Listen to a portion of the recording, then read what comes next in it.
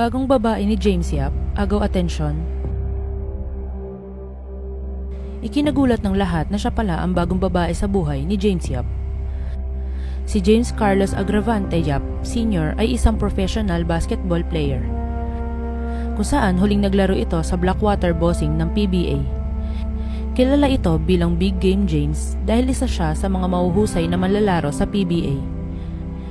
Bukod sa paglalaro, isa rin itong politician kung saan nagseserbisyo ito bilang konsehal sa San Juan City simula pa taong 2022.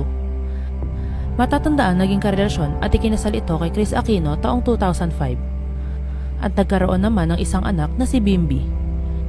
Taong 2012 naman na mapagdesisyonan nilang dalawa na ipasawalang bisa ang kanilang kasal. Taong 2012 rin nang makakilala ng bagong pag-ibig si James na isang Italian na si Michela Gazzola at nagkaroon rin ng dalawang anak. Samantala matapos rin na mahabang panahon ay tinapos rin nila ang kanilang relasyon. Ayon kay James, naging maayos at tahimik raw ang kanilang hiwalayan. Walang away o ingay at umalis na daw ng bansa si Michela kasama ang dalawang anak. Samantala ikinagulat ng lahat na may bago na palang girlfriend si James ngayon.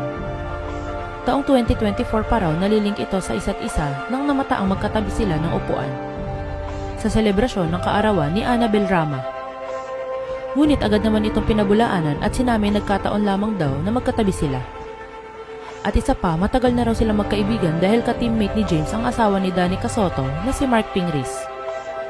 Kung kaya't may mga pagkakataon raw na nagkakasabay silang mag-workout. Ngunit sa kasalukuyan, tila raw nasa open secret ang relasyon nilang dalawa.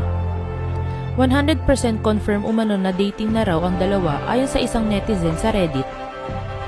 Si Shara Soto pala ang tinutukoy na naliling kay James na siya namang close kay Danica. Hindi naman itinanggi ni Shara na open raw siya makipag-date. Kahit nakafocus raw ito sa kanyang anak na si Crisus kung saan mahilig rin sa sports at sumasali pa sa patimpalak abroad. Single naman raw ang anak ni Tito Soto at Helen Gamboa ni si Shara. Ngunit hindi naman ito kinukumpirma kung dating nga ba sila ni James Yap.